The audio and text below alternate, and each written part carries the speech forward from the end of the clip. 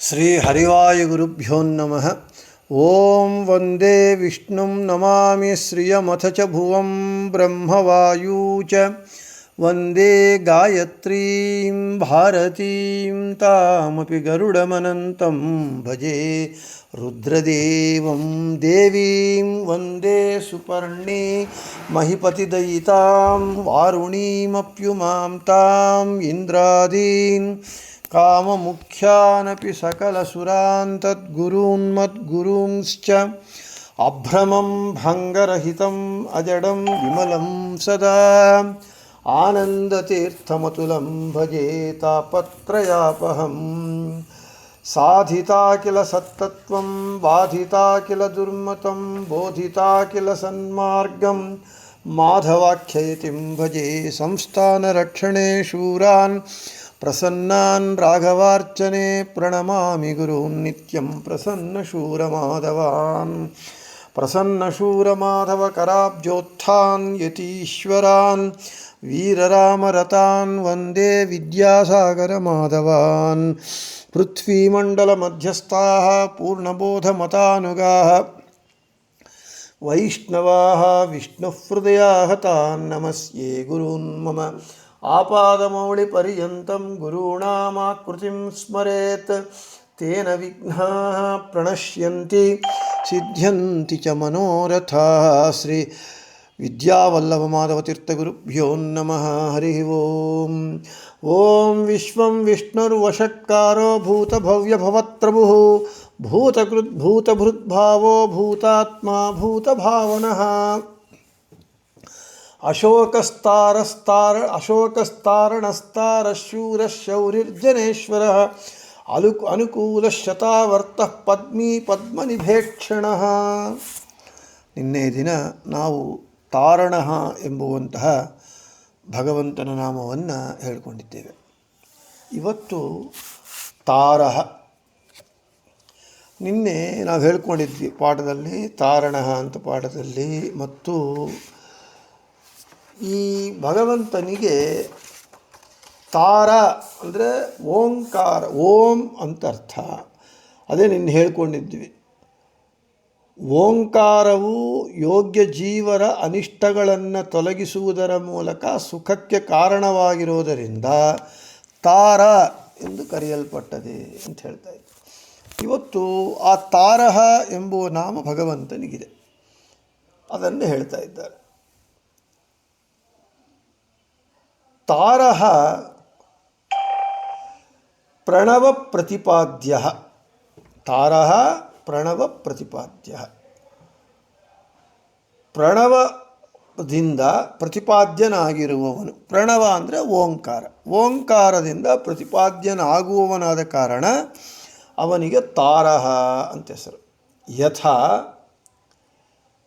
ಪ್ರಥಮಾಯ ಮಹಾನಾಮ್ನಿ ತದ್ವಾಚ್ಯಃ ಪಾರ್ಥಿವೋ ಹರಿಃ ದ್ವಿತೀಯಾಯ ಅಂತರಿಕ್ಷಸ್ತೃತೀಯಾಯ ದ್ಯುಗಃ ಪ್ರಭುಃ ಇತಿ ಋಕ್ಸಂಹಿತ. ನಿರೂಪಿತ ದಿಶಾ ಪ್ರತಿಪಾದ್ಯ ಪ್ರತಿಪಾದಕಯೋಃ ಅಭೇದಃ ಇತ್ಯಭಿಪ್ರಾಯೇಣ ಅಯವೈ ಲೋಕಃ ಪ್ರಥಮ ಮಹಾನಾಮ್ಯಂತರಿಕ್ಷಲೋಕೋ ದ್ವಿತೀಯಾಸೌ ಲೋಕಸ್ತೃತೀಯ ಇತಿ ಪ್ರವೃತ್ತಃ. ಏವಮೇವ ತಾರಪ್ರತಿಪಾದ್ಯಃ ತಾರಃ ಇತ್ಯೇವ ವ್ಯವಹ್ರಿಯತೆ. ಇನ್ನು ಮುಂದೆ ಬರುತ್ತೆ. ತಾರ ಅಂದರೆ ಓಂಕಾರದಿಂದ ಪ್ರಣವದಿಂದ ಪ್ರತಿಪಾದ್ಯನಾಗಿರುವವನು. ಆ ಓಂಕಾರ, ಇವನು ಓಂ ಅಂತ ಯಾಕೆ ಕರೆಯಲ್ಪಡ್ತಾನೆ ಎಂಬುದನ್ನು, ಆ ಓಂಕಾರದಲ್ಲಿ ಎಷ್ಟು ಅಂಗಗಳಿದೆ, ಎಷ್ಟು ಅಕ್ಷರಗಳಿದೆ, ಅವು ಏನು ಹೇಳುತ್ತೆ ಮೊದಲಾದಂತಹ ವಿಸ್ತಾರವಾಗಿ ನಮಗೆ ಈ ತಾರ ಶಬ್ದ ಅತ್ಯಂತ ಅರ್ಥಗರ್ಭಿತವಾಗಿದೆ. ಅತ್ಯಂತ ಶಾಸ್ತ್ರದ ತತ್ವದ ಪ್ರಮೇಯ ವಿಷಯಗಳನ್ನು ಒಳಗೊಂಡಿದೆ ತಾರಹ. ತಾರಹ ಅಂದರೆ ಓಂ. ಆ ಇನ್ನು ಮಿಕ್ಕಿದ ಪ್ರಮಾಣಗಳಲ್ಲಿ ವಿಸ್ತಾರವಾಗಿ ಹೇಳ್ತಾ ಬರ್ತಾರೆ. ಛಾಂದೋಗ್ಯೋಪನಿಷತ್ತು ಭಾಷ್ಯ ಹೀಗೆ ಹೇಳ್ತಾ ಇದೆ.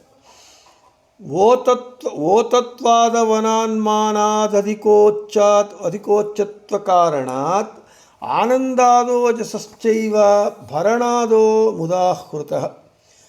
ಛಾಂದೋಗ್ಯೋಪನಿಷತ್ ಭಾಷ್ಯದಲ್ಲಿ ಆಚಾರ್ಯರು ನಮಗೆ ಛಾಂದೋ ಸಮನ್ವಯ ಎಂಬುವಂತಹ ಗ್ರಂಥದಲ್ಲಿ ವಿಷಯವನ್ನು ತಿಳಿಸ್ತಾರೆ. ನಮಗೆ ಇಷ್ಟು ಗ್ರಂಥಗಳು ಇದೆಯಾ ಅಂತ ಆ ಗ್ರಂಥಗಳ ಹೆಸರುಗಳು ಕೂಡ ನಮಗೆ ಗೊತ್ತಾಗ್ತಾ ಇಲ್ಲ. ಈ ವಿಷ್ಣು ಸಹಸ್ರನಾಮ ಪಾಠದಿಂದ ನಮಗೇನಾಗ್ತಾ ಇದೆ, ಎಷ್ಟು ಗ್ರಂಥಗಳು ಇವೋ ಆ ಗ್ರಂಥದ ಹೆಸರುಗಳೂ ನಮಗೆ ಗೊತ್ತಿಲ್ಲ. ಹೆಸರುಗಳೇ ಗೊತ್ತಿಲ್ಲ ಅಂದಮೇಲೆ ಇನ್ನು ಆ ಗ್ರಂಥಗಳನ್ನು ಓದೋದು ಎಂಬುದು ಇನ್ನು ದೂರತೋಪಾಸ್ತ. ಇದರಿಂದ ನಮಗೇನಾಗ್ತಾ ಇದೆ, ಆ ಇಷ್ಟು ಗ್ರಂಥಗಳು ನಾವು ಎಂದೂ ಕೇಳದೆ ಕಾಣದೆ ತಿಳಿಯದೆ ಇರುವಂತಹ ಗ್ರಂಥದ ಹೆಸರುಗಳು ಕೂಡ ಹೆಸರುಗಳಾದರೂ ನಮಗೆ ಪರಿಚಯವಾಗ್ತಾ ಇದೆ. ಇದು ನಮಗೆ ಒಂದು ವಿಶೇಷವಾದ ಲಾಭ. ಇದಕ್ಕೊಂದು ಉದಾಹರಣೆ, ವಿಜಯೀಂದ್ರ ತೀರ್ಥರು ಎಂಥವರು ಅಂದರೆ, ವಿಜಯೀಂದ್ರ ತೀರ್ಥರು 103, 104 ಗ್ರಂಥಗಳು ಬರೆದಿದ್ದಾರೆ. ವಿಜಯೀಂದ್ರ ತೀರ್ಥರ ವೈಶಿಷ್ಟ್ಯವನ್ನು ಹೇಳ್ತಾರೆ ರಾಘವೇಂದ್ರ ವಿಜಯದಲ್ಲಿ. ನಾವು ವಿಜಯೀಂದ್ರ ತೀರ್ಥರು ಬರೆದಿರುವ ಗ್ರಂಥಗಳನ್ನೆಲ್ಲ ಓದಬೇಕಾಗಿಲ್ಲಂತೆ. ವಿಜಯೀಂದ್ರ ತೀರ್ಥರು ಬರೆದಿರುವ ಆ ಎಲ್ಲ ಗ್ರಂಥದ ಹೆಸರುಗಳನ್ನು ಯಾವನಾದರೆ ತಪ್ಪಿಲ್ಲದೆ ಸರಿಯಾಗಿ ಆ ಗ್ರಂಥದ ಎಲ್ಲ ಹೆಸರುಗಳನ್ನು ಯಾವನು ಹೇಳ್ತಾನೋ ಅವನನ್ನು ಪಂಡಿತರು ಪಂಡಿತ ಅಂತ ಗುರುತಿಸ್ತಾರಂತೆ. ಹಾಗೆ ನಮ್ಮ ಸ್ಥಿತಿ ಹೇಗಿದೆ ಅಂತ ಹೇಳಿದರೆ, ಇಷ್ಟು ಸಮನ್ವಯ ಎಂಬೋ ಗ್ರಂಥ, ಇನ್ನೆಷ್ಟು ಸಮನ್ವಯ ಎಂಬ ಗ್ರಂಥ ನನಗೂ ಗೊತ್ತಿಲ್ಲ. ಇವತ್ತೇ ಓದಿದರೆ ಇಂಥ ಗ್ರಂಥ ಒಂದಿದೆ ಅಂತ ಗೊತ್ತು. ಹೀಗೆ ನಮಗೆ ತಿಳಿಯದೇ ಇರುವ ಗ್ರಂಥದ ಹೆಸರುಗಳು ಪರಿಚಯವಾಗ್ತಾ ಇದೆ. ನಮಗದೊಂದು ದೊಡ್ಡ ಲಾಭ. ಸರಿ, ಆ ಗ್ರಂಥದಲ್ಲಿರುವ ವಿಷಯಗಳು ಸಂದರ್ಭಕ್ಕನುಗುಣವಾಗಿ 1 ಶ್ಲೋಕವೋ 2 ಶ್ಲೋಕಗಳು ನಮಗೆ ಪರಿಚಯವಾಗ್ತಾ ಇದೆ. ಅರ್ಥಾತ್ ವಿಷ್ಣು ಸಹಸ್ರನಾಮ ವಿಜ್ಞಾನ ಸರ್ವಸ್ವವಾಗಿದೆ. It is an encyclopedia of philosophy ಅಂತ ಹೇಳ್ತಾ, ಇನ್ನು ಈ ಸಮನ್ವಯ ಗ್ರಂಥ ಏನು ಹೇಳ್ತಾ ಇದೆ ಅಂತ ಹೇಳಿದರೆ, ಭಗವಂತನು ಜಗತ್ತಿಗೆ ಆಶ್ರಯನಾಗಿದ್ದಾನೆ. ಇದೆಲ್ಲರಿಗೂ ಗೊತ್ತಿದೆ. ಅವನು ಇಡೀ ಜಗತ್ತಿಗೆ ಅವನೇ ಆಶ್ರಯ. ಅವನು ಬಿಟ್ಟರೆ ಇನ್ಯಾರೂ ಆಶ್ರಯವಿಲ್ಲ. ಇಡೀ ಜಗತ್ತಿಗೆ ಆಶ್ರಯನಾಗಿದ್ದಾನೆ. ಹಾಗೂ ನಿಯಾಮಕನಾಗಿ ಜಗತ್ತನ್ನು ಪ್ರವೇಶ ಮಾಡ್ತಾ ಇದ್ದಾನೆ. ಇಡೀ ಜಗತ್ತಿಗೆ ಅವನು ನಿಯಾಮಕನಾಗಿ ಎಲ್ಲ ಚೇತನಾಚೇತನ ಪದಾರ್ಥಗಳಲ್ಲಿ ಅವನು ಪ್ರವೇಶ ಮಾಡಿ ನಿಯಾಮಕನಾಗಿದ್ದಾನೆ. ಮತ್ತು ಅಷ್ಟೇ ಅಲ್ಲ, ಜಗತ್ತನ್ನು ರಕ್ಷಿಸುತ್ತಾ ಇದ್ದಾನೆ. ಜಗತ್ತನ್ನು ಅವನು ಯಾರು ರಕ್ಷಣೆ ಮಾಡ್ತಾ ಇದ್ದಾನೆ ಅಂತ ಹೇಳಿದರೆ, ಇಡೀ ಜಗತ್ತನ್ನು ಅವನೇ ರಕ್ಷಣೆ ಮಾಡ್ತಾ ಇದ್ದೆ. ಜಗದ್ರಕ್ಷಕ ಅವನೊಬ್ಬನೇ. ಇನ್ನು ಸರ್ವವನ್ನೂ ಬಲ್ಲವನಾಗಿದ್ದಾನೆ. ಅವನು ಸರ್ವಜ್ಞ. ಅವನಿಗೆ ತಿಳಿಯದೇ ಇರೋ ವಿಷಯವೇ ಇಲ್ಲ. ಸರ್ವಜ್ಞನಾಗಿದ್ದಾನೆ. ಮತ್ತು ಅಧಿಕನಾಗಿ ಉಚ್ಚನಾಗಿದ್ದಾನೆ. ಅಂದರೆ ಎಲ್ಲರಕ್ಕಿಂತ ಅಧಿಕನಾಗಿದ್ದಾನೆ ಮತ್ತು ಎಲ್ಲರಕ್ಕಿಂತ ಉತ್ತಮನಾಗಿದ್ದಾನೆ. ಅರ್ಥಾತ್ ಸರ್ವೋತ್ತಮನಾಗಿದ್ದಾನೆ ಅಂತ ಇವೆಲ್ಲವೂ ಹೇಗೆ ಗೊತ್ತಾಗ್ತಾ ಇದೆ ಅಂದರೆ, ಅವನು ಸದಾಗಮೈಕ ವಿಜ್ಞೇಯಂ, ವೇದಗಳಿಂದಲೇ ತಿಳಿಯಬೇಕು. ವೇದಗಳು ಅವನನ್ನು ತಿಳಿಸಿಕೊಡತ್ತೆ. ಇಷ್ಟು ಭಗವಂತನಲ್ಲ ಗುಣಗಳನ್ನು ವೇದಗಳು ನಮಗೆ ತಿಳಿಸ್ತಾ ಇದೆ. ವೇದಗಳಿಂದ ಪ್ರಮಿತನಾಗ್ತಾ ಇದ್ದಾನೆ. ವೇದಗಳಿಂದ ನಮಗೆ ಗೊತ್ತಾಗ್ತಾ ಇದೆ. ಆದ ಕಾರಣ ಭಗವಂತ ಆನಂದ ಮತ್ತು ಓಜೋ ಗುಣಗಳನ್ನು ಅವನು ಧರಿಸಿರುವುದರಿಂದ, ಆನಂದ ಜ್ಞಾನ ಕೀರ್ತಿ ದೇಹ ತೇಜಸ್ಸು ಓಜಸ್ಸು ಪ್ರಕಾಶ ಎಲ್ಲವೂ ಅವನ ಗುಣಗಳು. ಅವನು ಬೇರೆ ಅಲ್ಲ, ಅವನ ಗುಣಗಳು ಬೇರೆ ಅಲ್ಲ. ಎಲ್ಲವೂ ಅವನೇ ಧರಿಸಿರೋದರಿಂದ ಭಗವಂತ ಓಂ ಎಂದು ಕರೆಯಲ್ಪಡ್ತಾ ಇದ್ದಾನೆ, ಓಂ ಎಂದು ಎನಿಸಿಕೊಂಡಿದ್ದಾನೆ ಅಂತ ಸಮನ್ವಯ ಗ್ರಂಥ ಹೇಳ್ತಾ ಇದೆ ಅಂತ ಛಾಂದೋಗ್ಯೋಪನಿಷತ್ತಿನಲ್ಲಿ ಆಚಾರ್ಯರು ಆ ಗ್ರಂಥದ ಉಲ್ಲೇಖವನ್ನು ಮಾಡ್ತಾ ಇದ್ದಾರೆ. ಅರ್ಥಾತ್ ನಮಗೆ ಈ ಓಂ ಎಂಬುವಂಥದ್ದು ಏನು ತಿಳಿಸಿಕೊಡ್ತಾ ಇದೆ, ಭಗವಂತನನ್ನು ತಿಳಿಸಿಕೊಡ್ತಾ ಇದೆ. ಭಗವಂತ ಎಂಥವನು ಅಂತ ಆ ಓಂ ಎಂಬ ಒಂದು ಅಕ್ಷರ ಭಗವಂತನ ಇಷ್ಟು ಗುಣಗಳನ್ನು ಲಕ್ಷಣಗಳನ್ನು ಅವನ ವೈಶಿಷ್ಟ್ಯವನ್ನು ತಿಳಿಸಿಕೊಡ್ತಾ ಇದೆ. ಅದಕ್ಕೆ ನಾನು ಹಿಂದೆ ಹೇಳಿದಂತೆ ವೆಂಕಟನಾಥರು ಅಕ್ಷರಾಭ್ಯಾಸ ಸಮಯದಲ್ಲಿ ಓಂಕಾರವನ್ನು ತಿದ್ದು ಅಂತ ಅವರ ತಂದೆಗಳು ಹೇಳಿದರೆ, ಓಂಕಾರದ ಅರ್ಥಗಳನ್ನೆಲ್ಲ ಅವರು ಪ್ರಶ್ನಾರೂಪದಲ್ಲಿ ಹೇಳಿಬಿಡ್ತಾರೆ. ಈ ಒಂದು ಅಕ್ಷರ ಇವೆಲ್ಲರೂ ನಾವು ಹೇಳ್ಕೊಂಡ್ವಲ್ಲ, ಜಗತ್ತಿಗೆ ಆಶ್ರಯನಾದವನು, ನಿಯಾಮಕನಾಗಿರುವವನು, ರಕ್ಷಕನು, ಸರ್ವಜ್ಞನು, ಸರ್ವೋತ್ತಮನು ಆದಂತಹ ಅಷ್ಟು ದೊಡ್ಡ ಭಗವಂತ ನನ್ನ ಈ ಒಂದು ಅಕ್ಷರ ಹೇಗೆ ಪ್ರತಿಪಾದಿಸುತ್ತದೆ ಅಂತ ಹೇಳಿ ಆ ಓಂಕಾರ ಅರ್ಥವನ್ನೆಲ್ಲ ವೆಂಕಟನಾಥರು ಅಕ್ಷರಾಭ್ಯಾಸ ಕಾಲದಲ್ಲಿ ಹೇಳ್ತಾರೆ. ಇದು ಓಂಕಾರದ ಒಂದು ವೈಶಿಷ್ಟ್ಯ. ಇನ್ನು ನಮಗೆ ಮಾಂಡೂಕೋಪನಿಷತ್ತು ಹೇಳುತ್ತೆ. ಮಾಂಡೂಕೋಪನಿಷತ್ತು 3 ಪ್ರಮಾಣಗಳನ್ನು ಹೇಳುತ್ತೆ. ಆ 3 ಪ್ರಮಾಣಗಳನ್ನು ಓದಿ ಅದರ ವಿವರಣೆಯನ್ನು ಕೊಡ್ತೇನೆ. ಈ ತಾರಹ ಎಂಬುವಂಥ ಭಗವಂತನ ನಾಮ ಬಹಳ, ಎಲ್ಲ ನಾಮಗಳು ಸರಸ, ಸ್ವಾರಸ್ಯ, ಸುಂದರ, ಚೆನ್ನಾಗಿರುತ್ತೆ ಭಗವಂತನ ನಾಮಗಳೆಲ್ಲವೂ ಕೂಡ. ಅದರಲ್ಲಿ ಕೆಲವು ನಾಮಗಳು ನಮಗೆ ಮನಸ್ಸಿಗೆ ಬಹಳ ಹಿಡಿಸುತ್ತೆ. ಈ ತಾರಹ ಎಂಬುವಂತಹ ಭಗವಂತನ ನಾಮಕ್ಕೆ ಪ್ರಮಾಣಗಳ ಜೊತೆಗೆ ಇವರು ಅದರ ಅರ್ಥವನ್ನು, ವೈಶಿಷ್ಟ್ಯವನ್ನು ನಿರೂಪಣೆ ಮಾಡಿದ್ದು ನೋಡಿದಾಗ ಆ ತಾರಹ ಎಂಬುವಂತಹ ಭಗವಂತನ ನಾಮ ಅದರ ವಿವರಣೆ ಕೇಳಿದಾಗ ಅದರನ್ನು ಅರ್ಥಗಳು ನಾವು ವಿಸ್ತಾರವಾಗಿ ತಿಳ್ಕೊಂಡಾಗ ಮನಸ್ಸಿಗೆ ಬಹಳ ಆನಂದವು ಉಂಟಾಗುತ್ತೆ. ಓ, ಭಗವಂತ ಇಂಥ ಮಹಿಮಾನ್ವಿತನಾಗಿದ್ದಾನೆ ಅಂತೇಳಿ. ಇವಾಗ ನೋಡಿ, ಆ ಮಾಂಡೂಕೋಪನಿಷತ್ತು ಪ್ರಮಾಣಗಳು ಓದಿ ಅದರ ಅರ್ಥವನ್ನು ಹೇಳೋ ಪ್ರಯತ್ನ ಮಾಡ್ತೇನೆ. ಓಂಕಾರೋ ಅಧಿಮಾತ್ರಂ ಪಾದ ಮಾತ್ರ ಅಕಾರ ಉಕಾರ ಮಕಾರ ಇತಿ ಜಾಗರಿತಿಸ್ಥಾನೋ ವೈಶ್ವಾನರೋ ಅಕಾರ ಪ್ರಥಮ ಮಾತ್ರ ಆಪ್ತೇರಾದಿಮತ್ವಾದ್ವಾ ಸ್ವಪ್ನಸ್ಥಾನಸ್ತೈಜಸ ಉಕಾರೋ ದ್ವಿತೀಯ ಮಾತ್ರ ಉತ್ಕರ್ಷಾದುಭಯತ್ವಾದ್ವಾ ಸುಷುಪ್ತಸ್ಥಾನ ಪ್ರಾಜ್ಞೋ ಮಕಾರಸ್ತೃತೀಯ ಮಾತ್ರ ಮಿತೇರಪಿ ತೇರ್ವ. ನೋಡಿ, ಇನ್ನು ವಿವರಣೆ ನೋಡೋಣ. ಭಗವಂತ ಓಂ ಅಂತ ಕರೆಯಲ್ಪಡ್ತಾ ಇದ್ದಾನೆ. ಆ ಓಂಕಾರ ಎಷ್ಟು ನಮಗೆ 8 ಅಕ್ಷರಗಳು ಅಂತ ಹೇಳ್ತೇವೆ. ಅಕಾರ ಉಕಾರ ಮಕಾರ ನಾದ ಬಿಂದು ಕಳ ಶಾಂತ ಅತಿಶಾಂತ ಅಂಥೇಳಿ. ಆದರೆ ಇಲ್ಲಿ ಮೊದಲು 3 ಅಕಾರ ಉಕಾರ ಮಕಾರಗಳಿಂದ, ಆ 3 ವರ್ಣಗಳಿಂದ ಭಗವಂತ ಯಾವ ಯಾವ ರೂಪದಿಂದ ಅವನು ಪ್ರತಿಪಾದಿತನಾಗಿ ಯಾವ ರೂಪಗಳು ತಿಳಿಸಿಕೊಡ್ತಾ ಇದೆ, ಅವನು ಯಾವ ಅಕಾರದಿಂದ ಯಾವ ಭಗವಂತ ರೂಪದಿಂದ ಈ ಜಗದ್ವ್ಯಾಪಾರ ಏನು ಮಾಡ್ತಾನೆ, ಉಕಾರದಿಂದ ಯಾವ ರೂಪದಿಂದ ಈ ಜಗದ್ವ್ಯಾಪಾರ ಹೇಗೆ ಮಾಡ್ತಾನೆ, ಹಾಗೆ ಮಕಾರದಿಂದ. ಇವಾಗ ಈ ಓಂ ಎಂಬುವಂತಹ ಭಗವಂತನ ಆ ಓಂಕಾರದಲ್ಲಿ ಅಕಾರ ಉಕಾರ ಮಕಾರ 3 ವರ್ಣಗಳಿದೆ, ಮೊದಲಿನ ವರ್ಣಗಳು. ಅದರಲ್ಲಿ ಅಕಾರ ವೈಶ್ವಾನರ ನಾಮಕ ಭಗವಂತನನ್ನು, ಉಕಾರ ತೈಜಸ ನಾಮಕ ಭಗವಂತನ, ಮಕಾರ ಪ್ರಾಜ್ಞನಾಮಕ ಭಗವಂತನ 3 ಸ್ವರೂಪಾಂಶಗಳನ್ನು ತಿಳಿಸ್ತಾ ಇದೆ ಅಕಾರ ಉಕಾರ ಮಕಾರಗಳು.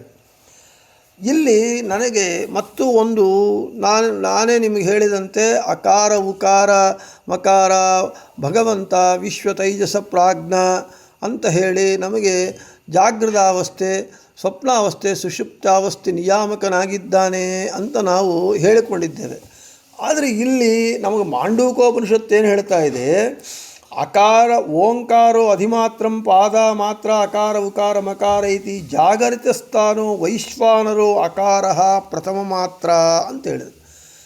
ವೈಶ್ವಾನರ ಅಂತ ಹೇಳಿದರು ಅಂದರೆ ವಿಶ್ವನಾಮಕಲ್ಲ, ನಮಗೆ ಜಾಗೃತಾವಸ್ಥ ಪ್ರೇರಕ ವೈಶ್ವಾನರ ಅಂತ ಹೇಳಿದ್ರಲ್ಲ, ಇದು ಹೇಗೆ ಅಂಥೇಳಿ ಆಲೋಚನೆ ಮಾಡಿದಾಗ ವೈಶ್ವಾನರ ಅದರ ಶಬ್ದ ನೋಡಿ. ನಮಗೆ ಸಂಸ್ಕೃತ ಭಾಳ ಸುಂದರವಾದ ಭಾಷೆ, ಅತ್ಯಂತ ಅದು ಸ್ವಾರಸ್ಯಕರವಾದ ಒಂದು, ಎಷ್ಟು ಚೆನ್ನಾಗಿರುತ್ತೆ ಅಂದರೆ ಅಷ್ಟು ಚೆನ್ನಾಗಿರುತ್ತೆ. ಇಲ್ಲಿ ವೈಶ್ವಾನರ ಅಂತಂದರು. ವೈಶ್ವಾನರ ಅಂತಂದರೆ ಏನು, ವಿಶ್ವಕ್ಕೆ ಸಂಬಂಧಿಸಿದವನು ವೈಶ್ವಾನರ. ಹೌದು, ವಿಶ್ವನಾಮಕ ಭಗವಂತ. ವೈಶ್ವಾನರ ಅಂದರು ವೈಶ್ವಾನರ ಅಂದರು, ವಿಶ್ವನಾಮಕ ಭಗವಂತ ಅಂದರು, ಇಬ್ಬರೂ ಒಂದೇ. ಅಕ್ಷರಗಳು, ಪದಗಳು, ಶಬ್ದಗಳು ಬೇರೆ.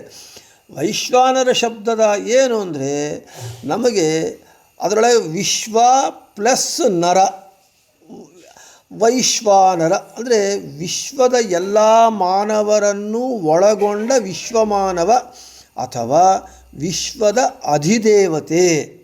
ಇನ್ನು ವೈಶ್ವಾನರ ಶಬ್ದಕ್ಕೆ ಅನೇಕ ಅಗ್ನಿ ಅಂಥೇಳಿ ನಮಗೆ ನಾವು ಹೇಳ್ತಾ ಇದ್ದೀವಿ, ಅಹಂ ವೈಶ್ವಾನರೋ ಭೂತ್ವ ಪ್ರಾಣಿನಾಂ ದೇಹಂ ಆಶ್ರಿತಃ ಅಂತೇಳಿ ಪ್ರಾಣಾಪಾನ ಅದೆಲ್ಲ ಹೇಳ್ತಾ ಇದೆ. ಅಂದರೆ ವೈಶ್ವಾನರ ಅಂದರೆ ಅಗ್ನಿ ಅಂತ ಅರ್ಥ ಇದೆ, ಇನ್ನೂ ಅನೇಕ ಅರ್ಥಗಳಿದೆ. ಆದರೆ ಇಲ್ಲಿ ವೈಶ್ವಾನರ ನಾಮಕ ಭಗವಂತ ಅಂತ ಹೇಳಿದಾಗ ನಾವು ವಿಶ್ವನಾಮಕ ಭಗವಂತನೇ. ಅರ್ಥ ಹೇಗೆ ಅಂದರೆ ವಿಶ್ವದ ಮಾನವರನ್ನೆಲ್ಲ ಒಳಗೊಂಡವನು, ಆದ ಕಾರಣ ಅವನಿಗೆ ವೈಶ್ವಾನರ ಅಂತ ಹೆಸರು ಅಂತ ಹೇಳ್ತಾರೆ. ಅದನ್ನು ಬಿಡಿಸೋದು ಹೀಗೆ ಹೇಳಬೇಕು, 2 ವರ್ಡ್ಸ್. ವಿಶ್ವ ಅಂದರೆ ಯೂನಿವರ್ಸ್ ಪ್ಲಸ್ ನರಹ ಮಾನವ, ಮತ್ತು ಆದ ಕಾರಣ ಅವನು ವಿಶ್ವ ಯೂನಿವರ್ಸಲ್ ಆರ್ ಕಾಸ್ಮಿಕ್ ಮ್ಯಾನ್ ಅಂತ ಹೇಳಿ ಈ ರೀತಿಯಾಗಿ ನಮಗೆ ಹೇಳ್ತಾರೆ. ಆದ ಕಾರಣ ಭಗವಂತನು ವೈಶ್ವಾನರ ನಾಮಕನಾಗಿ ಅಕಾರ ವರ್ಣವಾಚ್ಯ ಅಕಾರ ವರ್ಣ ಓಂಕಾರದಲ್ಲಿರುವ ಅಕಾರ ವರ್ಣದಿಂದ ವೈಶ್ವಾನರ ನಾಮಕನಾಗಿ ಜೀವರ ಜಾಗೃತಾವಸ್ಥ ನಿಯಾಮಕನಾಗಿದ್ದಾನೆ ಭಗವಂತ. ಇವನು ಎಲ್ಲ ಅದಕ್ಕೆ ವಿಶ್ವದ ಎಲ್ಲ ನರರೊಳಗೆ ಮನುಷ್ಯರೊಳಗೆ ಇದ್ದು ಇವನು ಎಲ್ಲ ಜೀವರ ಬಲಗಣ್ಣಿನ ತುದಿಯಲ್ಲಿ ಇದ್ದು ಓಂಕಾರದಲ್ಲಿರುವ ಅಕಾರ ವರ್ಣದಿಂದ ಪ್ರತಿಪಾದ್ಯನಾಗುವಂಥ ವಿಶ್ವ ಅಥವಾ ವೈಶ್ವಾನರ ನಾಮಕ ಭಗವಂತ ಜೀವರ ಎಲ್ಲ ಜಾಗೃತಾವಸ್ಥ ಪ್ರೇರಕನೂ ನಿಯಾಮಕನೂ ಆಗಿದ್ದಾನೆ. ಇನ್ನು ಉಕಾರ ವರ್ಣದಿಂದ ಓಂಕಾರದಲ್ಲಿರುವ ಉಕಾರ ವರ್ಣದಿಂದ ಭಗವಂತನು ತೈಜಸ ನಾಮಕನಾಗಿ ಜೀವರ ಕಂಠದಲ್ಲಿ ಇದ್ದು ಸ್ವಪ್ನಾವಸ್ಥೆಯನ್ನು ಕೊಟ್ಟು ಸ್ವಪ್ನದಲ್ಲಿ ಪದಾರ್ಥಗಳನ್ನು ಸೃಷ್ಟಿ ಮಾಡಿ ಅದರ ಅನುಭವವನ್ನು ಕೊಡ್ತಾನೆ ಉಕಾರ ವರ್ಣ ಪ್ರತಿಪಾದ್ಯನಾದಂತಹ ತೈಜಸ ನಾಮಕ ಭಗವಂತ. ಹಾಗೆ ಮಕಾರ ವರ್ಣ ಪ್ರತಿಪಾದ್ಯನಾದಂತಹ ಪ್ರಾಜ್ಞನಾಮಕ ಭಗವಂತ ಜೀವರ ಸುಷುಪ್ತಿ ಅವಸ್ಥೆಗೆ ನಿಯಾಮಕನಾಗಿ ಅವರಿಗೆ ಗಾಢ ನಿದ್ರೆಯನ್ನು ಕೊಡ್ತಾನೆ ಅಂತ ಮಾಂಡೂಕೋಪನಿಷತ್ತು ನಮಗೆ ಕೊಡ್ತಾ ಇದೆ. ಇಲ್ಲಿ ನಮಗೆ ಈ ಭಗವಂತ ವೈಶ್ವಾನರ ಅಥವಾ ವಿಶ್ವ ತೈಜಸ ಪ್ರಾಜ್ಞ ಅಕಾರ ಉಕಾರ ಮಕಾರ ವರ್ಣಗಳಿಂದ ಪ್ರತಿಪಾದ್ಯನಾಗಿರುವ ಭಗವಂತ ವಿಶ್ವದ ಎಲ್ಲ ಕಡೆ ವ್ಯಾಪ್ತನಾಗಿ ವಿಶ್ವದಲ್ಲಿರುವ ಎಲ್ಲರ ಜೀವರಲ್ಲಿ ಬಲಗಣ್ಣಿನ ತುದಿ ಕಂಠ ಹೃದಯ ಕ್ರಮವಾಗಿ ವಿಶ್ವ ತೈಜಸ ಪ್ರಾಜ್ಞನಾಮಕನಾಗಿದ್ದು ಜೀವರನ್ನು ನಿಯಂತ್ರಣೆ ಮಾಡ್ತಾ ಇದ್ದಾನೆ, ನಿಯಾಮಕನಾಗಿದ್ದಾನೆ. ಆದ ಕಾರಣ ಅವನಿಗೆ ತಾರಹ ಅಂತ ಹೆಸರು. ಅದರನ್ನೇ ಹೇಳ್ತಾರೆ ಜಾಗರಿತಸ್ಥಾನೋ ವೈಶ್ವಾನರೋ ಅಕಾರ ಪ್ರಥಮ ಮಾತ್ರ, ಸ್ವಪ್ನಸ್ಥಾನಸ್ತೈಜಸ ಉಕಾರೋ ದ್ವಿತೀಯ ಮಾತ್ರ, ಸುಷುಪ್ತಸ್ಥಾನ ಪ್ರಾಜ್ಞೋ ಮಕಾರಸ್ತೃತೀಯ ಮಾತ್ರ ಅಂತ. ಭಗವಂತನು ಜೀವರಿಗೆ ಜಾಗೃತಾವಸ್ಥೆಯಲ್ಲಿ ಬಲಗಣ್ಣಿನ ತುದಿಯಲ್ಲಿದ್ದು ವೈಶ್ವಾನರ ನಾಮಕನಾಗಿ ವ್ಯವಹಾರ ಮಾಡ್ತಾ ಇದ್ದಾನೆ.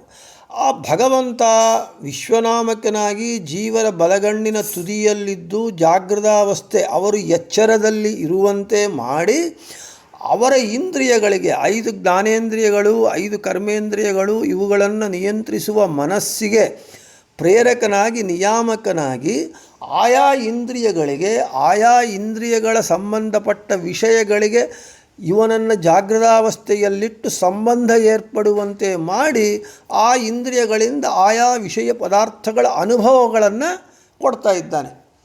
ನಾವು ಎಚ್ಚರಿಕೆಯಲ್ಲಿ ಇದ್ರೇ ನಾವು ಏನನ್ನು ನೋಡ್ತೇವೆ, ಮಾಡ್ತೇವೆ, ಕೆಲಸಗಳನ್ನು ಮಾಡ್ತೇವೆ. ನಮಗೆ ಎಚ್ಚರ ಜಾಗೃತಾವಸ್ಥೆ ಇಲ್ಲದೇ ಇದ್ದರೆ ನಾವೇನೂ ಮಾಡಲಿಕ್ಕಾಗಲ್ಲ. ನಾವು ಟಿ ವಿ ಇಟ್ಕೊಂಡು ಟಿ ವಿ ನೋಡಬೇಕು ಅಂತ ರಿಮೋಟ್ ಕೈಯಲ್ಲಿ ಇಟ್ಕೊಂಡು ಆನ್ ಮಾಡಿ ಒಂದು ಸ್ವಲ್ಪ ಹೊತ್ತಿಗೆಲ್ಲ ನಾವು ನಿದ್ರಾವಸ್ಥೆಗೆ ಹೊರಟೋಗಿರ್ತೇವೆ. ಅಲ್ಲಿ ಜಾಗೃತಾವಸ್ಥೆ ಇಲ್ಲ. ಜಾಗೃತಾವಸ್ಥೆ ಇದ್ದರೇ ನೋಡಲಿಕ್ಕಾಗತ್ತೆ. ಇದು ಭಗವಂತ ವಿಶ್ವನಾಮಕನಾಗಿ ಜೀವರಲ್ಲಿ ಇದ್ದು ಅವನನ್ನು ಎಚ್ಚರವಾಗಿ ಇರುವಂತೆ ಮಾಡಿ ಆ ವಿಷಯ ಪದಾರ್ಥಗಳಿಗೆ ಕಣ್ಣಿಗೆ ನೋಡುವ ಕ್ರಿಯೆ ಮಾತಾಡುವ ಕ್ರಿಯೆ ಬಾಯಿಯಿಂದ ಈ ರೀತಿಯಾಗಿ ಆಯಾ ಇಂದ್ರಿಯಗಳಿಗೆ ಆಯಾ ಇಂದ್ರಿಯ ಸಂಬಂಧವಾದ ಪದಾರ್ಥಗಳಿಗೆ ಸಂಬಂಧವನ್ನು ಕೊಟ್ಟು ಆಯಾ ಇಂದ್ರಿಯಗಳಿಂದ ಆಯಾ ಇಂದ್ರಿಯಗಳ ವಿಷಯಾನುಭವವನ್ನು ಭಗವಂತ ಕೊಡ್ತಾನೆ. ಇದು ಓಂಕಾರದಲ್ಲಿರುವ ಅಕಾರವರ್ಣದಿಂದ ಪ್ರತಿಪಾದ್ಯನಾಗುವ ವೈಶ್ವಾನರ ನಾಮಕ ಭಗವಂತ ಮಾಡ್ತಾನೆ. ಅದೇ ಭಗವಂತ ಎಲ್ಲ ಜೀವರ ಕಂಠದಲ್ಲಿ ಬಂದು ತೈಜಸ ನಾಮಕನಾಗಿ ಉಕಾರ ವರ್ಣದಿಂದ ಪ್ರತಿಪಾದ್ಯನಾಗುವಂತಹ ತೈಜಸ ನಾಮಕ ಭಗವಂತ ಏನು ಮಾಡ್ತಾನೆ, ಜಾಗೃತಾವಸ್ಥೆ ಹೊಟ್ಟೋಗುತ್ತೆ, ನಿದ್ರಾವಸ್ಥೆಯಲ್ಲಿ ಬರ್ತೇವೆ ನಾವು. ಅಂದರೆ ನಮಗೇನಾಯಿತು, ನಿದ್ರಾವಸ್ಥೆ ಬಂದಾಗ ದೇಹಾಭಿಮಾನ ಹೊಟ್ಟೋಗುತ್ತೆ, ಆದರೆ ಒಳಗೆ ಮನಸ್ಸು ಎಂಬುದು ಎಚ್ಚರದಿಂದ ಇರುತ್ತೆ. ಆಗ ಭಗವಂತ ಏನು ಮಾಡ್ತಾನೆ, ಸ್ವಪ್ನಾವಸ್ಥೆಯನ್ನು ಕೊಟ್ಟು ಜೀವನನ್ನು ಸ್ವಪ್ನಾವಸ್ಥೆಯಲ್ಲೂ ನಿಯಂತ್ರಣ ಮಾಡ್ತಾ ಇರ್ತಾನೆ.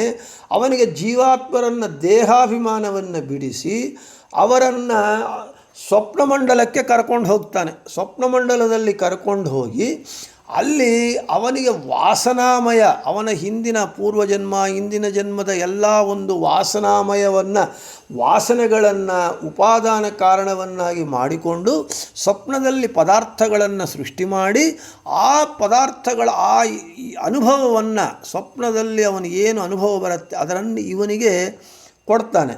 ಎದ್ದು ಕೂಡಲೇ ಸ್ವಪ್ನ ಭಗ್ನವಾಗತ್ತೆ. ಆದರೆ ಆ ಸ್ವಪ್ನದಲ್ಲಿ ಬಂದಿರುವ ಅನುಭವ ಇವನಿಗೆ ಸ್ಮೃತಿ ಇರುತ್ತೆ. ಆವಾಗ ಅವನಿಗೆ ದೇಹಾಭಿಮಾನ ಇಲ್ಲದೇ ಇದ್ದರು. ಅಂದರೆ ಭಗವಂತನ ಲೀಲೆ ಎಷ್ಟು ವಿಚಿತ್ರವಾದದ್ದು.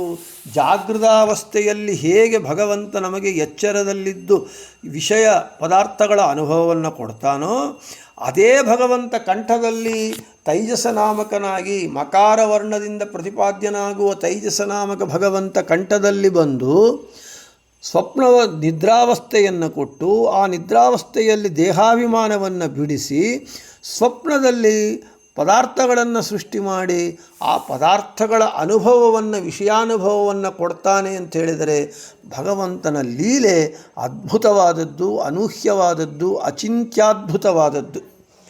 ಮತ್ತು ಅದೇ ಭಗವಂತ ಹೃದಯದಲ್ಲಿ ಬರ್ತಾನೆ. ಹೃದಯದಲ್ಲಿ ಬಂದು ಪ್ರಾಜ್ಞನಾಮಕನಾಗಿರ್ತಾನೆ. ಈ ಪ್ರಾಜ್ಞನಾಮಕ ಭಗವಂತ ಓಂಕಾರದಲ್ಲಿರುವ ಮಕಾರದಿಂದ ವರ್ಣ ಪ್ರತಿಪಾದ್ಯನಾಗಿ ಅದೇ ಪ್ರಾಜ್ಞನಾಮಕ ಭಗವಂತ ಹೃದಯದಲ್ಲಿ ಬಂದು ಏನು ಮಾಡ್ತಾನೆ, ಆ ಜೀವನಿಗೆ ಪೂರ್ಣ ದೇಹಾಭಿಮಾನ ಬಿಟ್ಬಿಡ್ತಾನೆ. ಮನಸ್ಸು ಎಲ್ಲವೂ ಕೂಡ ಅಂದರೆ ಎಲ್ಲವೂ ನಿದ್ದೆ ಮಾಡಿಬಿಡುತ್ತೆ. ಯಾವುದು ಇನ್ಯಾಕ್ಟಿವ್ ಸ್ಟೇಟ್ ಒಳಗಿರುತ್ತೆ. ಸುಷುಪ್ತಿ ಅವಸ್ಥೆ, ಗಾಢವಾದ ನಿದ್ರೆ, ಅನ್ಡಿಸ್ಟರ್ಬ್ಡ್ ಸೌಂಡ್ ಸ್ಲೀಪ್. ಅದು ಇವನಿಗೆ ಜೀವನ ಹೃದಯದಲ್ಲಿದ್ದು ಪ್ರಾಜ್ಞನಾಮಕ ಭಗವಂತ ಅವನಿಗೆ ಒಳ್ಳೆ ನಿದ್ದೆಯನ್ನು ಕೊಟ್ಟು ಅವನಿಗೆ ಆರೋಗ್ಯವನ್ನು ಕೊಡ್ತಾನೆ. ನಿದ್ದೆಯನ್ನು ಅವನ ಶ್ರಮ ಪರಿಹಾರ ಮಾಡ್ತಾನೆ. ಹೀಗೆ ಇದು ಮಾಂಡೂಕೋಪನಿಷತ್ತು ನಮಗೆ ಹೇಳ್ತಾ ಇದೆ. ಒಟ್ಟು ಎಲ್ಲವನ್ನು ಸಮಪ್ ಮಾಡಿದರೆ ಏನು ಅಂತ ಹೇಳಿದರೆ, ಓಂಕಾರದಲ್ಲಿರುವ ಅಕಾರ ಉಕಾರ ಮಕಾರ ವರ್ಣಗಳು ಅಕಾರ ವರ್ಣ ಪ್ರತಿಪಾದ್ಯನಾದಂತಹ ವೈಶ್ವಾನರ ಅಥವಾ ವಿಶ್ವನಾಮಕ ಭಗವಂತ ಜೀವರ ಜಾಗೃತಾವಸ್ಥ ಪ್ರೇರಕ ನಿಯಾಮಕನಾಗಿದ್ದರೆ, ಉಕಾರ ವರ್ಣ ಪ್ರತಿಪಾದ್ಯನಾದಂತಹ ತೈಜಸ ನಾಮಕ ಭಗವಂತ ಜೀವರ ಸ್ವಪ್ನಾವಸ್ಥೆಯ ನಿಯಾಮಕನಾಗಿದ್ದರೆ, ಮಕಾರ ವರ್ಣ ಪ್ರತಿಪಾದ್ಯನಾದಂತಹ ಪ್ರಾಜ್ಞನಾಮಕ ಭಗವಂತ ಜೀವರ ಸುಷುಪ್ತಿ ಅವಸ್ಥೆಯ ನಿಯಾಮಕನಾಗಿದ್ದಾನೆ. ಇದು ಭಗವಂತನ ಅಭೂತಪೂರ್ವವಾದ ಅಚಿಂತ್ಯವಾದ ಅನೂಹ್ಯವಾದಂತಹ ಭಗವಂತನ ವ್ಯಾಪಾರ. ಇನ್ನು ಮುಂದೆ ಹೇಳ್ತಾ ಇದ್ದಾರೆ, ತಂತ್ರಸಾರ ಸಂಗ್ರಹ ಹೇಳ್ತಾ ಇದೆ. ಅಹಮೇಕೋ ಅಖಿಲ ಗುಣೋವಾಚಕ ಪ್ರಣವೋ ಮಮ ಅಕಾರಾದ್ಯತಿಶಾಂತಾಂತಃ ಸೋ ಅಯಂ ಅಷ್ಟಾಕ್ಷರೋ ಮತಃ ಸ ವಿಶ್ವತೈಜಸ ಪ್ರಾಜ್ಞ ತುರೀಯಾತ್ಮಾಂತರಾತ್ಮನಾಂ ಪರಮಾತ್ಮ ಜ್ಞಾನಾತ್ಮಯುಜಾಂ ಮದ್ರೂಪಾಣಾಂಚ ವಾಚಕಃ. ನಮಗೆ ಇಲ್ಲಿ ಭಗವಂತನು ಚತುರ್ಮುಖ ಬ್ರಹ್ಮನಿಗೆ ಹೇಳ್ತಾ ಇದ್ದಾನಂತೆ, ಹೇ ಚತುರ್ಮುಖ ಬ್ರಹ್ಮ, ಓಂಕಾರ 8 ಅಕ್ಷರಗಳನ್ನು ಒಳಗೊಂಡಿದೆ. ಅಕಾರ, ಉಕಾರ, ಮಕಾರ, ನಾದ, ಬಿಂದು, ಕಳ, ಶಾಂತ, ಅತಿಶಾಂತ.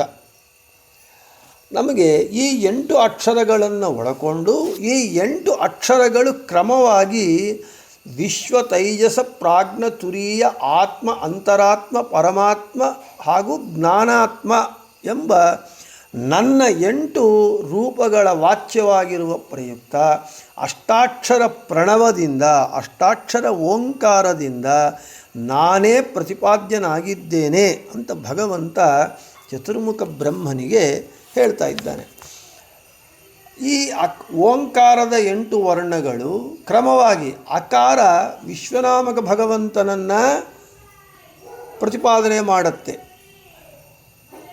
ಉಕಾರ ತೈಜಸನಾಮಕ ಭಗವಂತನನ್ನು, ಮಕಾರ ಪ್ರಾಜ್ಞನಾಮಕ ಭಗವಂತನನ್ನು, ನಾದ ತುರೀಯ ನಾಮಕ ಭಗವಂತನನ್ನು, ಬಿಂದು ಆತ್ಮನಾಮಕ ಭಗವಂತನನ್ನು, ಕಳ ಅಂತರಾತ್ಮನಾಮಕ ಭಗವಂತನನ್ನು, ಶಾಂತ ಪರಮಾತ್ಮ ಭಗವಂತನನ್ನು ಹಾಗೂ ಅತಿಶಾಂತ ಜ್ಞಾನಾತ್ಮ ಎಂಬುವಂತಹ 8 ರೂಪಗಳನ್ನು ನಮಗೆ ಈ ಓಂಕಾರ ಪ್ರತಿಪಾದನೆ ಮಾಡುತ್ತೆ.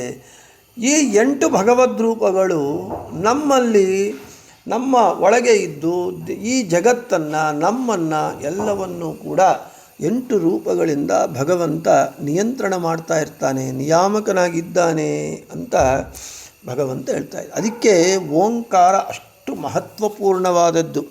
ಈ ಓಂಕಾರವನ್ನು ನಾವು ಜಪ ಮಾಡಬೇಕು ಅಂತ ಹೇಳಿದರೆ ಅದಕ್ಕೆ ಮುಖ್ಯ ಅಧಿಕಾರಿಗಳು ವಾಯುದೇವರು ಮಾತ್ರ. ಓಂಕಾರ ಪ್ರಣವ ಮಂತ್ರೋಪಾಸಕರು ಅಂತ ಹೇಳಿದರೆ ಪ್ರಮುಖ ಪರಮ ಮುಖ್ಯ ವೃತ್ತಿಯಿಂದ ವಾಯುದೇವರೇ ಅಧಿಕಾರಿಗಳು. ಇನ್ನು ಆ ವಾಯುದೇವರ ಮತದಲ್ಲಿ ಬಂದಿರುವಂತಹ, ಹನುಮನ ಮತದಲ್ಲಿ, ವಾಯು ಮತದಲ್ಲಿ ಬಂದಿರುವಂತಹ ಯತಿಗಳು ಎಲ್ಲರೂ ಸನ್ಯಾಸಿಗಳು, 4ನೇ ಆಶ್ರಮ ತುರೀಯಾಶ್ರಮ, ಅದರಲ್ಲಿ ಬಂದಿರುವ ಎಲ್ಲರೂ ಕೂಡ ಪ್ರಣವ ಮಂತ್ರೋಪಾಸಕರು, ಅವರವರ ಯೋಗ್ಯತಾನುಸಾರ. ಈ ರೀತಿಯಾಗಿ ಓಂಕಾರ ಇಷ್ಟು ಮಹತ್ವವನ್ನು ಒಳಗೊಂಡಿದೆ. ಓಂಕಾರ ಎಲ್ಲದಕ್ಕೂ ಮೂಲಭೂತವಾಗಿದೆ. ಆದ ಕಾರಣ ಓಂಕಾರವನ್ನು ನಾವು ಸರಿಯಾಗಿ ಅರ್ಥ ಮಾಡ್ಕೊಂಡ್ಬಿಟ್ರೆ ಇಡೀ ನಮಗೆ ಎಲ್ಲವೂ ಚೆನ್ನಾಗಿ ಶಾಸ್ತ್ರ ಅರ್ಥ ಆಗುತ್ತೆ. ಅದಕ್ಕೆ ಶ್ರೀಮನ್ಯ ಅನುವ್ಯಾಖ್ಯಾನದಲ್ಲಿ ಸುಧಾದಲ್ಲಿ ಓಂಕಾರವಾದ ಅಂತಲೇ ಇದೆ. ಓಂಕಾರವಾದ ಅಂತ ಒಂದು ಪ್ರಕರಣ, ಓ ತತ್ವವಾಚಿ ಅಂತ ಬರುತ್ತೆ. ಆ ಓಂಕಾರವಾದ ಅಷ್ಟು ಮಹತ್ವವಾದದ್ದು. ಆದ ಕಾರಣ ಓಂಕಾರ ಭಗವಂತನನ್ನು ಪ್ರತಿಪಾದನೆ ಮಾಡುತ್ತೆ ಅಂತ ತಿಳ್ಕೊಂಡು ಆ ಓಂ ಅಂತ ಹೇಳುವಾಗ ನಾವು ಇಷ್ಟು ಓಂಕಾರ ಇಷ್ಟು ಭಗವದ್ರೂಪಗಳನ್ನು ಪ್ರತಿಪಾದನೆ ಮಾಡುತ್ತೆ ಅಂತ ನಾವು ಜ್ಞಾನಾನುಸಂಧಾನ ಪೂರ್ವಕವಾಗಿ ಓಂಕಾರವನ್ನು ಮಂತ್ರ ಜಪಿಸಬೇಕು. ಆದರೆ ಗೃಹಸ್ಥರಿಗೆ ದಿನಕ್ಕೆ 10 ಸಲ ಮಾತ್ರ ಪ್ರಣವ ಮಂತ್ರ ಜಪ ಮಾಡುವುದಕ್ಕೆ ಅಧಿಕಾರವಿದೆ. ಆದರೆ ಸನ್ಯಾಸಿಗಳಿಗೆ ಅನ್ಲಿಮಿಟೆಡ್, ಅಪರಿಮಿತವಾಗಿ ಅವರ ಶಕ್ತ್ಯಾನುಸಾರ ಎಷ್ಟಾದರೂ ಮಾಡಬಹುದು. ದಿನಕ್ಕೆ 3000 ಅಥವಾ ಕನೀಸ ಪಕ್ಷ ಅಧಮ ಪಕ್ಷ 1000ವಾದರೂ ಪ್ರಣವ ಮಂತ್ರ ಜಪ ಮಾಡಬೇಕು. ಮುಖ್ಯವಾಗಿ 3000 ಅಥವಾ 1000ವಾದರೂ ಪ್ರಣವ ಮಂತ್ರ ಜಪ ಮಾಡಿ ಅವರ ಉಪಾಸ್ಯ ಮೂರ್ತಿ ಆಚಾರ್ಯರ ಕರಾರ್ಚಿತ ವಿಗ್ರಹಗಳನ್ನು ಪೀಠಾಧಿಪತಿಗಳು ಮುಟ್ಟಬೇಕು. ನಾವು ಅಷ್ಟೇ ಸಂಧ್ಯಾವಂದನೆ ಮಾಡಿ ಗುರುಮಂತ್ರ ಮಾಡಿಕೊಂಡು ಗಾಯತ್ರಿ ಮಂತ್ರ ಮಾಡಿ ಎಲ್ಲ ಆದ ಮೇಲೆ ದೇವರನ್ನು ಮುಟ್ಟುವಂತಹ ಸ್ಪೃಶಿಸುವಂತಹ ಅಧಿಕಾರ ಅಲ್ಲಿಗೆ, ಆವಾಗ ನಮ್ಮ ದೇಹ ಪವಿತ್ರವಾಗತ್ತೆ. ಸನ್ಯಾಸಿಗಳಿಗೆ ಈ ಪ್ರಣವ ಮಂತ್ರ ಅತ್ಯಂತ ಮುಖ್ಯವಾದದ್ದು. ಅವರ ಸಾಧನೆಗೆ ಈ ಓಂಕಾರ ಮಂತ್ರ ಜಪದಿಂದಲೇ ಅವರು ಸಾಧನೆ ಮಾಡಿ ಅವರು ಪ್ರಾಣ ಉತ್ಕ್ರಮಣ, ಬ್ರಹ್ಮರಂಧ್ರ ಒಡೆದು ಬ್ರಹ್ಮರಂಧ್ರದಿಂದ ಪ್ರಾಣತ್ಯಾಗ ಮಾಡೋದು ಉತ್ಕೃಷ್ಟವಾದ ಮರಣ ಸನ್ಯಾಸಿಗಳಿಗೆ. ಅದಲ್ಲದೆ ಗೃಹಸ್ಥರೂ ಕೂಡ ಚೆನ್ನಾಗಿ ಸಾಧನೆ ಮಾಡಿದರೆ ಉತ್ಕೃಷ್ಟವಾದ ಮರಣ ಅಂದರೆ ಬ್ರಹ್ಮರಂಧ್ರದಿಂದ ಮರಣ ಸಂಭವಿಸುತ್ತೆ ಅಂತ ಹೇಳ್ತಾ, ಇನ್ನು ಈ ತಾರ ಶಬ್ದಕ್ಕೆ ಅನೇಕ ಪ್ರಣಾಮಗಳಿಂದ ವಿಶೇಷವಾದಂತಹ ಅರ್ಥಗಳಿವೆ. ಅವುಗಳನ್ನೆಲ್ಲ ನಾಳೆ ಹೇಳಿಕೊಳ್ಳೋಣ ಅಂತ ಹೇಳ್ತಾ ಶ್ರೀಕೃಷ್ಣಾರ್ಪಣಮಸ್ತು ಮಧ್ವೇಶಾರ್ಪಣಮಸ್ತು. ಎಲ್ಲರಿಗೂ ಶುಭಮಸ್ತು.